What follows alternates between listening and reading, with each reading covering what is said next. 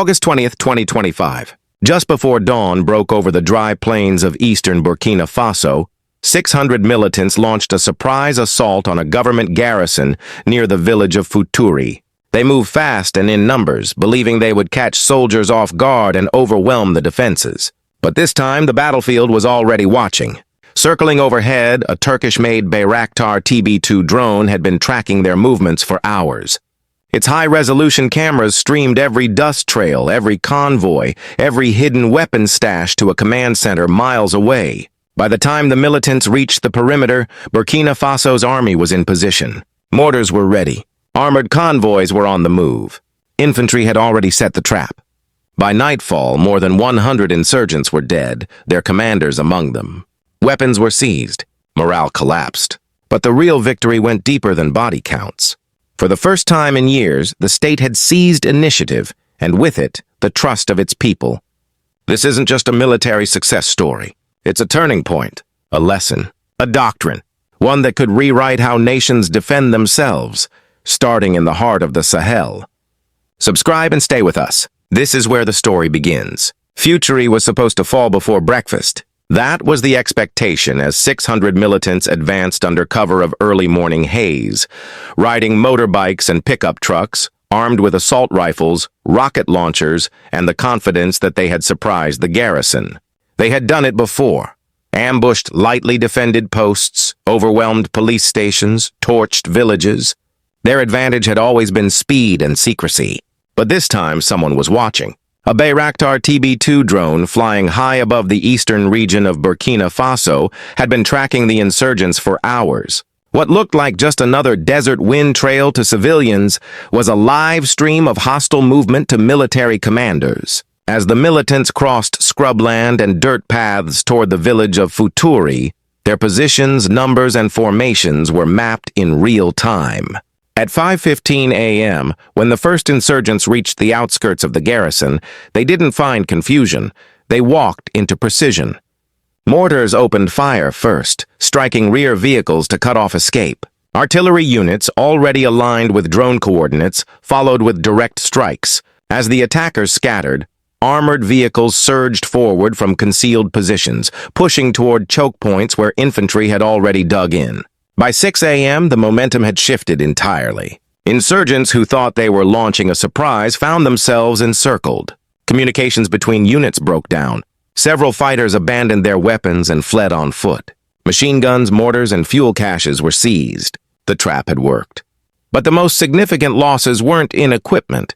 They were in leadership. Abu Suleiman, the insurgency's lead logistician, was neutralized as he attempted to reposition a supply vehicle. He had been the architect of the group's lifelines, routes through forests, desert caches of ammunition, hidden fuel lines. His maps powered every offensive. Without him, the logistics collapsed. Shortly after, Abdul Badre, the movement's chief propagandist, was killed during a failed countercharge. More than just a voice, Badre was a symbol. He had radicalized hundreds with fiery sermons, recruited boys from broken towns, and kept the cause alive through narrative. His fall left a silence that no bullet could fill. By 7:30 p.m., the count was final. Over 100 militants killed, 2 top leaders eliminated, dozens of weapons and vehicles captured.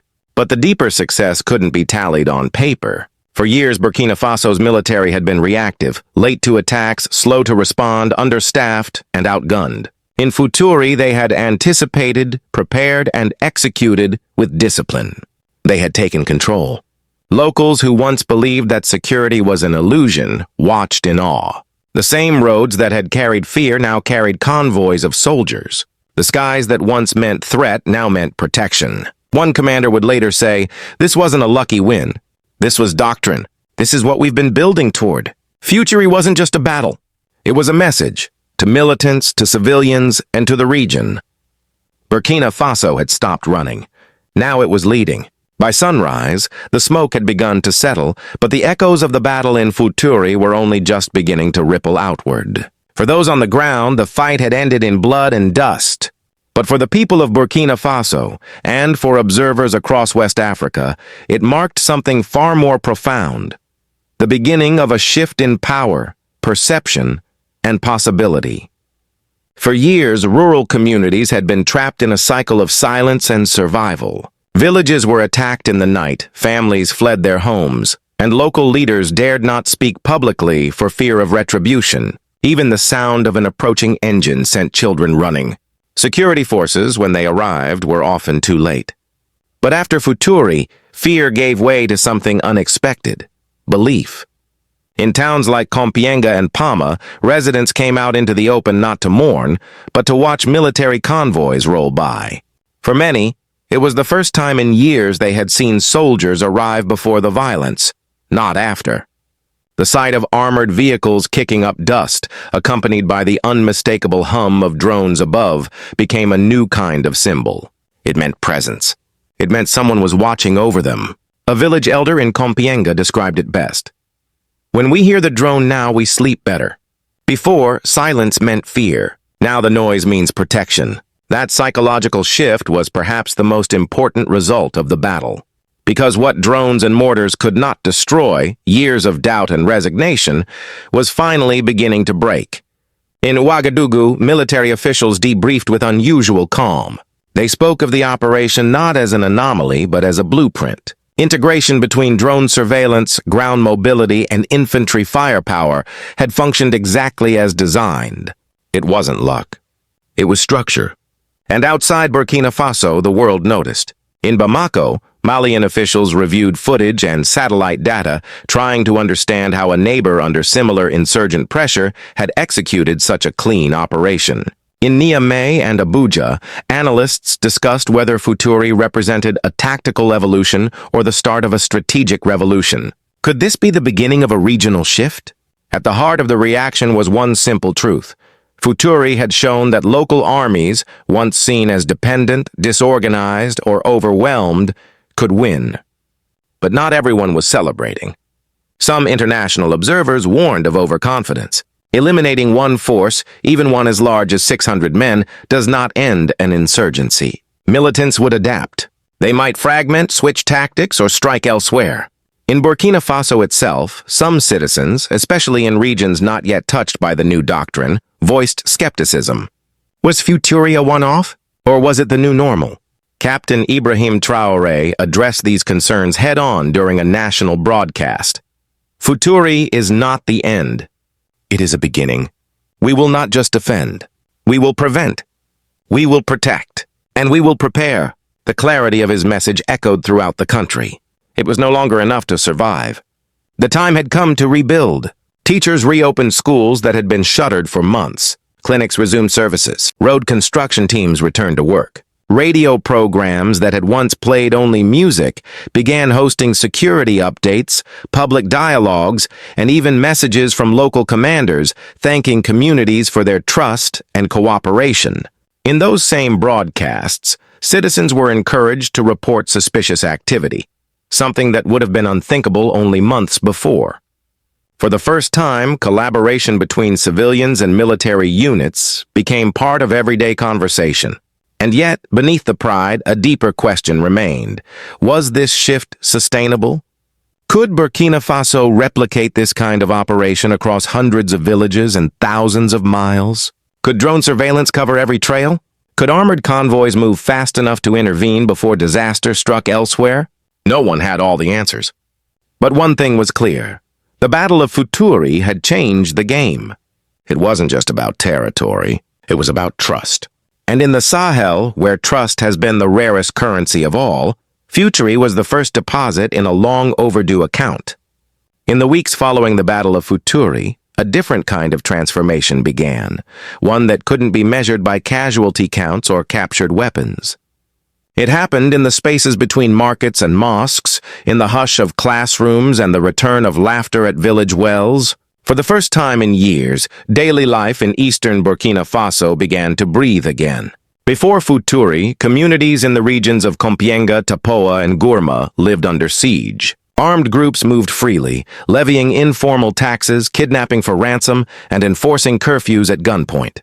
Many civilians, caught between fear of militants and distrust of the state, simply withdrew from public life. Markets closed early.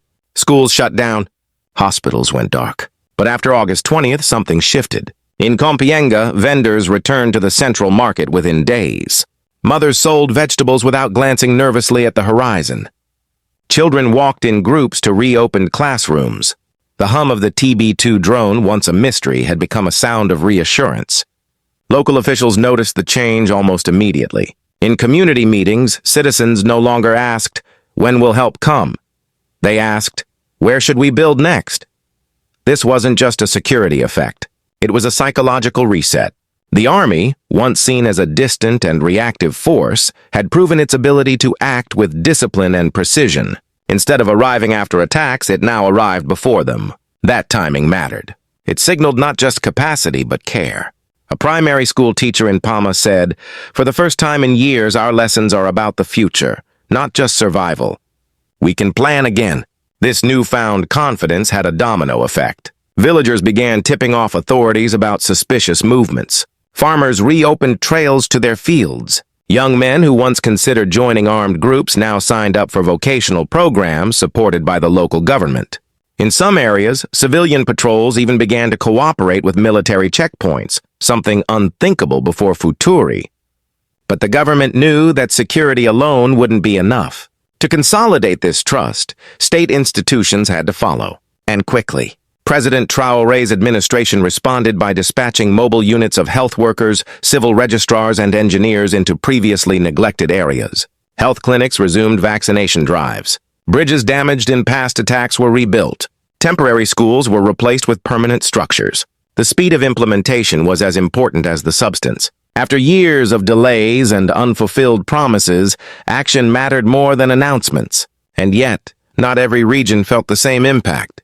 In provinces farther from the spotlight, like Oudalan and Soum, residents expressed skepticism.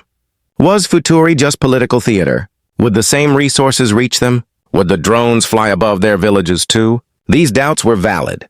The government faced real limits, fuel shortages, budget constraints, and a shortage of trained personnel. And rebuilding trust takes time, especially in places where previous state interventions had failed or caused harm. Still, the shift was undeniable. National radio stations began broadcasting citizen testimonies from Futuri and nearby towns. These weren't propaganda, they were voices of cautious optimism. One farmer said, "When the soldiers came before the attackers, I believed for the first time that we are not alone." The phrase caught on.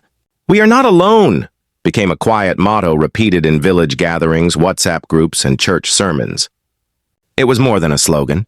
It was a signal that the contract between state and citizen might be healing. In this fragile, post-battle landscape, the real victory was not just in Futuri, it was in the return of normal life. Security had made space for routine, and routine, in places long ravaged by chaos, is a form of resistance. The ultimate question now is whether this momentum can be sustained. Whether the resources, political will, and community partnerships that surged after Futuri can hold through the dry season, through future attacks, through the fatigue of implementation, because while victory may begin on the battlefield, it is solidified in the everyday. The echoes of the Futuri operation traveled far beyond Burkina Faso's borders. In capitals across the Sahel and beyond, military officials, analysts, and policymakers studied the footage, read the briefings, and watched with rare attention. This wasn't just another battle in a troubled region. It was something new, something structured, something that worked. In Bamako, senior officers in Mali's transitional government convened emergency strategy sessions. If Burkina Faso could turn the tide using drones and local coordination, what was stopping them from doing the same? Niger, still recovering from recent upheavals, dispatched observers to assess the doctrine used in Futuri. Even in Abuja, where Nigeria has struggled to contain insurgent groups in its northern regions, there was quiet admiration. The reason was simple. For the first time in years, a government in the Sahel had executed a successful, self-driven counterinsurgency without relying on Western troops. No French boots on the ground. No American drones flown from distant air bases. The Bayraktar TB2 had been sourced from Turkey. The armored vehicles from Eastern Europe. The strategy, however, had been written at home. And that mattered. For decades, many African security models had relied on foreign training, foreign weapons, and foreign funding. The results were mixed at best. But Futuri showed a different path, what some are now calling the Sahel security model. This model is built on 3 pillars: real-time surveillance using drone technology that is relatively affordable and adaptable to rugged terrain, ground mobility through armored convoys that can respond quickly and protect troops in remote regions, integrated local forces that combine conventional troops with community intelligence and rapid deployment. Together, these components offer a doctrine that is both scalable and sovereign. But with opportunity comes caution. Analysts in Brussels and Washington noted the increased presence of Turkish defense exports in the region. While the Bayraktar TB2 had proven effective, its success also deepened reliance on a new supplier, one whose geopolitical ambitions may not always align with long-term African stability. Still, for many Sahel governments, the trade-off is clear: effectiveness over dependency. Burkina Faso's approach, built on necessity and local control, is inspiring imitators. In recent months, reports from southern Mali suggest drone procurement discussions have accelerated. Niger has expanded its armored fleet and signaled interest in adopting layered response strategies. If the trend continues, Futuri could mark not just a turning point for Burkina Faso, but for regional doctrine. No longer defined by reaction or reliance, Sahel states are beginning to write their own playbooks. And in a region long labeled ungovernable, that shift may be as revolutionary as any battlefield win. The victory at Futuri was decisive, but in war, no success is ever final. What comes next will determine whether Burkina Faso's breakthrough becomes a blueprint or a footnote. The nation now faces its greatest challenge, transforming a moment of triumph into a long-term doctrine of resilience. Captain Ibrahim Traoré and his command team understand this clearly. In recent public addresses, he's emphasized that the battle was not a fluke. It was the result of months of training, investment, and doctrinal change. The 3-layer model tested at Futuri, drones for surveillance, armored convoys for mobility, and disciplined infantry for execution, has now become the backbone of national defense planning. But implementing that strategy across the entire country is no small task. Burkina Faso's terrain is vast and unforgiving. From the forests of the southwest to the scrublands of the northeast, insurgents exploit geography to disappear. Drones, while powerful, can't monitor every trail. Armored vehicles, though mobile, require fuel, maintenance, and safe passage. Infantry units must be trained not only to strike, but to restrain, to win the battle without losing the people. The government also faces the challenge of scale. Success in Futuri came with coordination, timing, and intelligence. Can that same formula be replicated in 20, 50, 100 other villages? Can the logistics hold? Can morale be maintained? Despite these questions, one truth stands out. The model works. And increasingly, it's being studied not just as a military tactic, but as a national doctrine. In Futuri, sovereignty was defended, not just in the skies or on the roads, but in the minds of the people. That matters deeply in a region where trust in state institutions has eroded for decades. Traoré's administration has also been clear that victory must extend beyond the battlefield. As he stated in a recent speech, "We will not defeat terrorism with bullets alone. We must defeat the conditions that gave it life." That means pairing military deployments with health clinics, drone surveillance with school construction, and armored patrols with judicial reform. It's a complex equation, but one that is now guiding national policy. The stakes are not just national. In Mali, Niger, and parts of northern Nigeria, governments are watching Burkina Faso closely. If the Futuri model can scale, if technology, coordination, and political will can hold, then the region may witness something rare: the emergence of an African-led security paradigm. A future where victory is measured not only by insurgents neutralized, but by fields replanted, roads reopened, and families returning home. And that future begins with a question that echoes across the Sahel. If one small, landlocked country can shift the balance, why not the rest? The Battle of Futuri will be remembered not only for the militants it defeated, but for the momentum it unleashed. On August 20th, 2025, Burkina Faso did more than repel an attack. It reclaimed a narrative. It proved that a country long written off as overwhelmed could innovate, adapt, and lead. For citizens, the change was immediate and emotional. Where fear once governed daily life, pride returned. Markets reopened. Children went back to school. Villagers no longer whispered about attackers in the dark. They spoke openly of defense and sovereignty. Trust, the most fragile element of any state, began to take root again. For the military, Futuri marked a new era. No longer forced to react to chaos, they dictated terms. The integration of surveillance, mobility, and ground coordination proved that strategy, not size, could shape outcomes. Information was weaponized, not to destroy indiscriminately, but to strike precisely and protect effectively. The Burkina Faso drone strategy, once experimental, is now proven. It is no longer a question of capability. It is a question of scale. Can the same discipline, intelligence, and resolve reach other regions? Can this become not just a doctrine for one battle, but a foundation for peace? International observers are watching closely. The Sahel security model born in Futuri is already informing discussions in Mali, Niger, and beyond. And for the first time in years, the conversation is not about foreign troops or aid. It is about local ownership, African solutions, and sovereign decision-making. This is what makes the moment so powerful. Because true security is never just about weapons. It is about belief. And belief is what turned Futuri from a tactical victory into a national pivot point. The Burkina Faso drone strategy stands now as more than a policy. It is a message. A message that surveillance can replace surprise. That coordination can replace confusion. That sovereignty can be visible, not just in symbols, but in daily protection. And the Sahel security model, if nurtured, could reshape the region's future, not through foreign intervention, but through local evolution. If this story moves you, share it. Save it. Speak it. Because what began in Futuri is not just Burkina Faso's future. It could be the blueprint for an entire continent. And in the silence that followed the gunfire, one truth remained. Security is not just the absence of fear. It is the presence of trust.